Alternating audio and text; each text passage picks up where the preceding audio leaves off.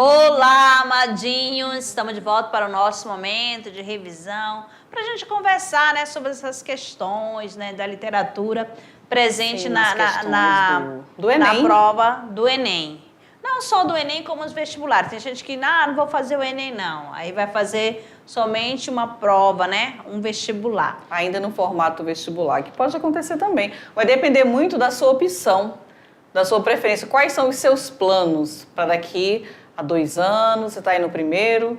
Passa muito rápido, tá, pessoal? Às vezes a gente pensa assim, vou deixar para pensar nisso só no 3º ano. Mas é uma construção lenta que você pode ir analisando. O que eu quero fazer?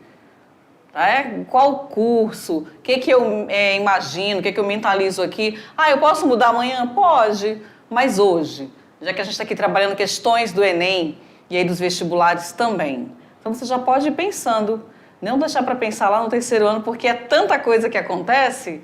E aí quando você já vai com o pensamento firme naquilo que você quer, fica até mais fácil para você estudar. Exato.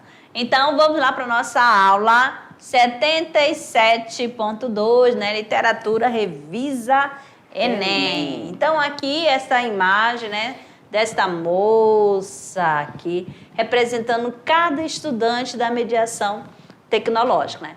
Sua jornada de estudos rumo ao Enem, olha só, investir no ensino de qualidade é o nosso compromisso. Compromisso de quem? De cada um de vocês, né? Então, nós temos aqui Trilhando o Enem. Nós temos uma plataforma, exatamente, que lá está recheada de questões, de atividades, né? De simulado. Momento para você fazer a sua redação. Mas só que aqui a gente vai focar o quê? Na parte literária. Exato. Lá você, para ajudar a solucionar as questões, nada melhor do que você ter o contato com as obras de cada escola literária. Exatamente. E aí lembrando para os senhores que aqui nós já temos obras que foram trabalhadas, bem comentadas, falando sobre os protagonistas, qual o momento histórico, olha lá, o Alto da Barca do Inferno, falamos sobre ela na unidade 1. Depois nós tivemos A Marca de uma Lágrima, de Pedro Bandeira, na unidade 2. E aí na unidade 3 nós temos o quê? Memórias de um Sargento de Milícias. Cada obra vem carregada com uma temática diferente. E aí o que você... mas o que eu ganho, né? Eu vou ler isso para quê? O seu repertório, ele melhora, a sua linguagem, as suas palavras, o seu vocabulário quando você vai produzir um texto.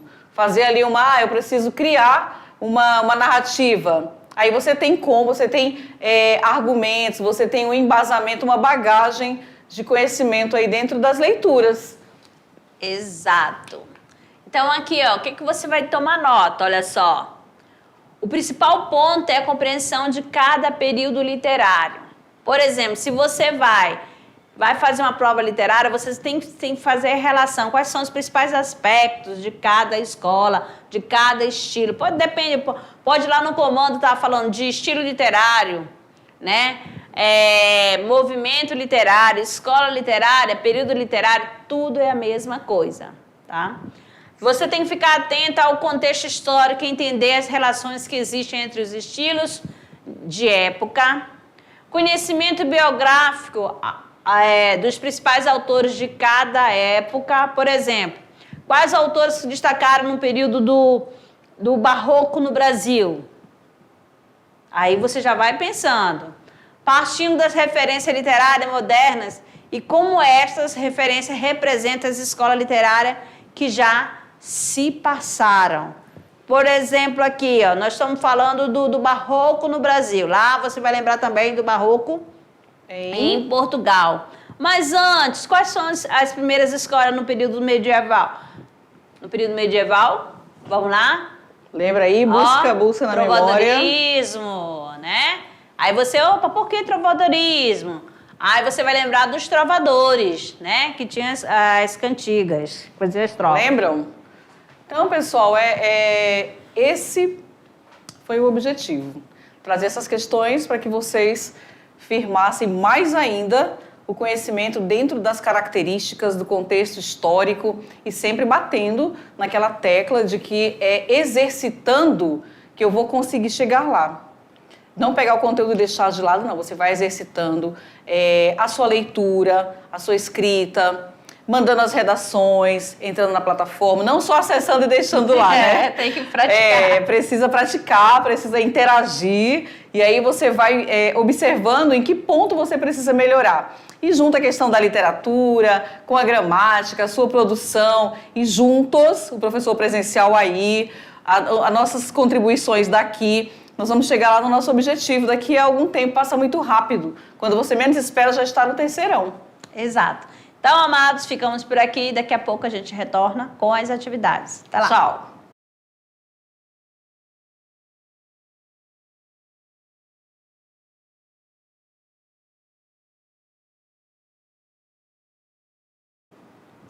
Olá, amadinhos! Vocês já descansaram, nós descansamos, Já, né? A gente também. Então, chegou algum momento, né, do tirando dúvidas. Exato. Será que eu acertei todas? Será que eu compreendi mesmo? Porque quando você vai lendo o enunciado, às vezes, pessoal, o texto é um pouco extenso. E aí, quando você termina de ler, você vai para o enunciado. E aí tem que observar bem o que está pedindo. Porque dependendo da sua interpretação, você já vai eliminando aquelas que são alternativas absurdas, compreende? Aí você ganha tempo. Exatamente. E quando você vai resolver essas atividades? Você começa pelo enunciado ou você vai diretamente nas alternativas? Pois é, como é que vocês... Cada um tem uma maneira, né, de... Como é que vocês costumam fazer? Você faz sozinho, junta com o teu colega, vocês resolvem as questões em equipes? Não, eu faço o meu só, professor, e aí eu fico aguardando ali as respostas, né? Não, eu faço com o meu parceiro aqui, minha parceira. Então, vamos lá então, tirando dúvidas, resolução da atividade de sala, começando pelo Se Liga no Enem, todas as questões do Enem, hein? Leia o texto abaixo. Então, vamos lá. Lastros de viagem. Expectativas, projeções, descobertas portuguesas no Índico. Os mitos e o imaginário fantástico medieval não foram subitamente subtraídos da mentalidade coletiva europeia durante o século XVI. Conforme Laura de Mello e Souza, parece lícito considerar que, conhecido o Índico e desmitificado o seu universo fantástico, o Atlântico passará a ocupar papel análogo no imaginário do europeu quatrocentista. Então, olha lá, o trecho lido. Se no século XVI a presença de mitos e do imaginário fantástico se fazia notar nas artes e na literatura europeia, como em Os Lusíadas de Camões, no Brasil, isso não ocorria por quê? Letra A. As tendências literárias mais sistemáticas no país privilegiam as formas clássicas. B. Predominava entre nós a inclinação para as teses do indianismo. C. Nossas manifestações literárias consistiam em descrições informativas e textos religiosos. Letra D. Os jesuítas opunham-se a qualquer divulgação de literatura calcada em mitos pagãos. Letra E. Não era do interesse do colonizador permitir a difusão da alta cultura europeia entre nós. Então, amados, olha só, se no século XVI a presença de mitos e do imaginário fantástico se fazia notar nas artes e na literatura europeia, como em Os Lusíadas de Camões, no Brasil, presta atenção, no Brasil, isso não ocorria por quê? Século XVI. Já vamos fazendo a ligação com um século aí. Contexto histórico. A, B, C, D ou E? Nós temos aqui a letra C como gabarito. Nossas manifestações literárias. Desculpa. Olha lá. Consistiam em descrições informativas. Era uma literatura informativa. Lembra dos cronistas, né? E textos religiosos. Exatamente. Ok? Então vamos para a próxima. Questão 2, do Enem de 2014. Quando Deus redimiu da tirania, da mão do faraó endurecido, o povo hebreu amado e esclarecido, Páscoa ficou da redenção o dia. Páscoa de flores, dia de alegria, Aquele povo foi tão afligido o dia em que por Deus foi redimido. Ergo sois vós, Senhor, Deus da Bahia, pois mandado pela alta majestade, nos remiu de tão triste cativeiro, nos livrou de tão vil calamidade. Quem pode ser, senão, um verdadeiro Deus que veio extirpar desta cidade o faraó do povo brasileiro? Então, vamos aqui, ó. Com uma elaboração de linguagem e uma visão de mundo que apresentam princípios barrocos, o soneto de Gregório de Matos apresenta temática expressa por: letra A, visão cética sobre as relações sociais. B, preocupação com a identidade brasileira. C, critica velar da forma de governo vigente. D, uma reflexão sobre os dogmas do cristianismo.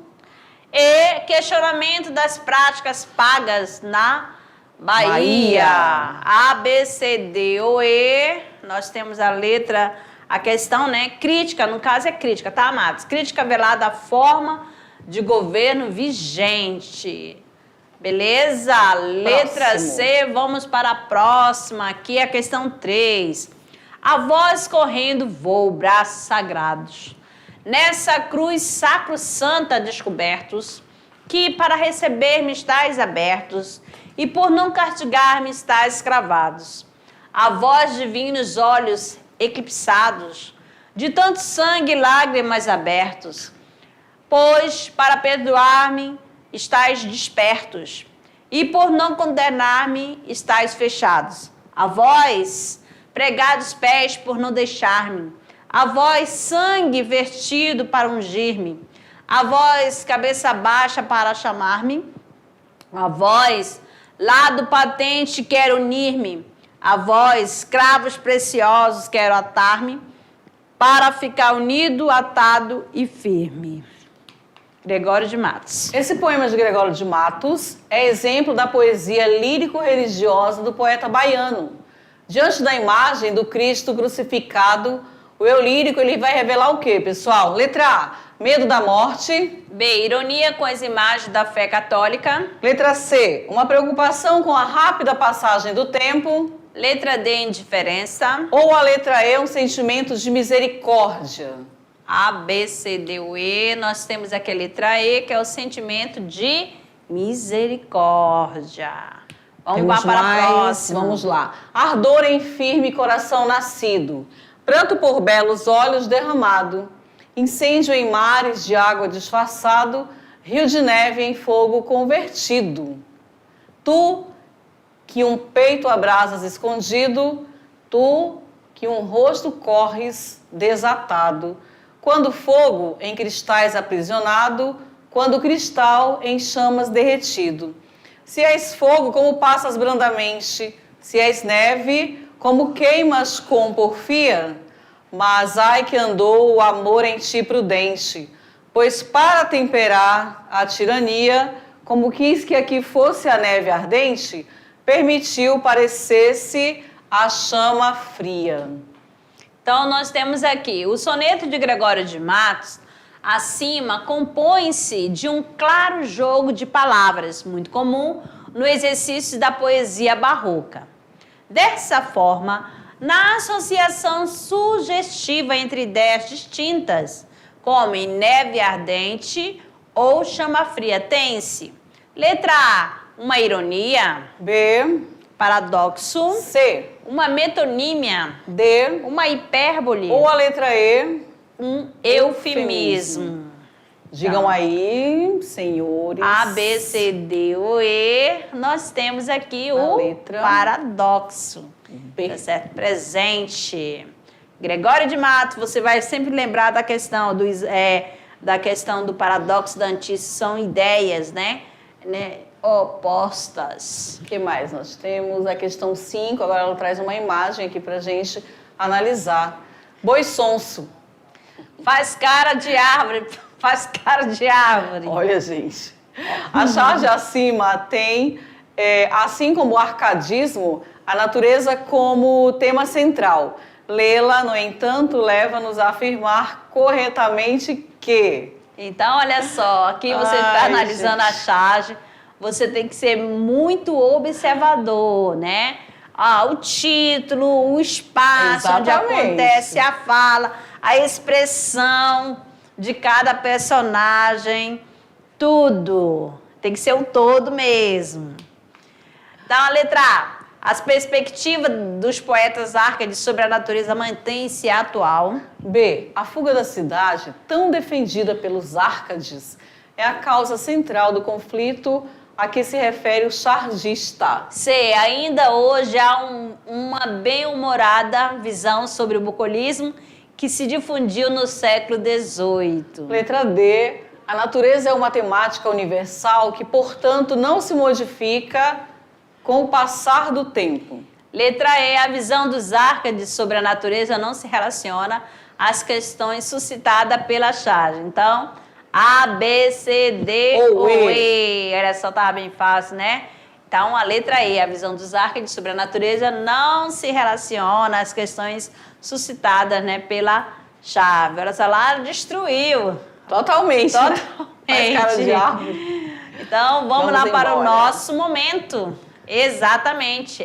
Ai, professor, já acabou? Já, Amadinho. Agora acabou a parte dos exercícios. Agora é o relaxamento, né? O nosso clube de leitura, vocês já sabem que na unidade 3 nós temos, né? O que nós temos lá? A história de Leonardo.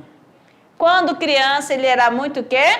Imperativo. Será que tem alguém lá na sala imperativo? Será, gente? Quem é o quietinho da sala e quem é aquele que não para quieto? Vai lá atrás, vem, pega o lápis do outro, né? Não devolve, pega a caneta, pega a atividade, me dá a resposta aí. Tem alguém assim na sala? Então, mais ou menos assim era Leonardo, né? O Leonardo era terrível.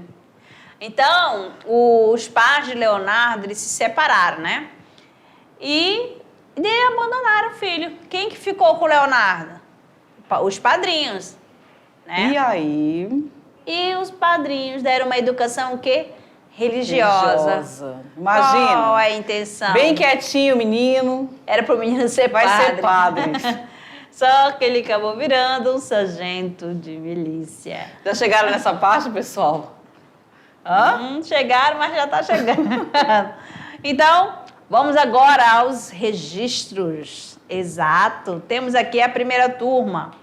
A primeira turma é da professora Vilma Ribeiro. Olha só, é outra imagem. A professora Vilma já é a terceira vez, né? É o menino do coração, mas eu não consigo identificar. Deixa eu ver qual é o menino do coração aqui. E quem nos enviou foi a Gisele. A Gi. Gi Fernandes. Cadê você, Gi? Então, aqui é da Escola Joaquim Pereira da Rocha, extensão Hermínia Castoldi de Oliveira. Professora Vilma, toda elegante aqui do ladinho. O coração ficou bem em cima. Ficou, escondeu a prof. Apareceu só um pouquinho, mas só um pouquinho. Já conhecemos a professora Vilma, né? Vamos ver a próxima. Escola Professora Antônia Vieira Frota.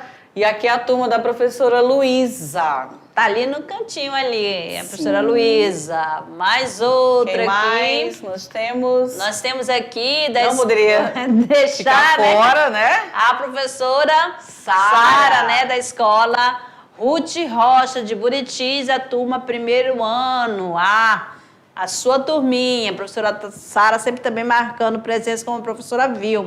Tem mais. Agora tem a turma do professor Valmir. Cadê o áudio, professor Valmir? O áudio nunca chega, né, professor? Escola Botgeraine. Na terra indígena, Rio Branco. E a gente ali atrás, ó. Muito bem. Vamos mais outra? Acabou. Tem outra? Só no próximo encontro. Mas temos aqui o pensamento aqui de Clarice Lispector. A gente tem o direito de deixar o barco correr. As coisas se arranjam. Não é preciso empurrar com tanta força. Exato. Vai na tranquilidade que você chega lá. Como diz a Alessandra, devagar. Devagar e sempre. Devagar e sempre a gente consegue. Exato, amados. Muito obrigada pela parceria de vocês e até o próximo encontro. Tchau.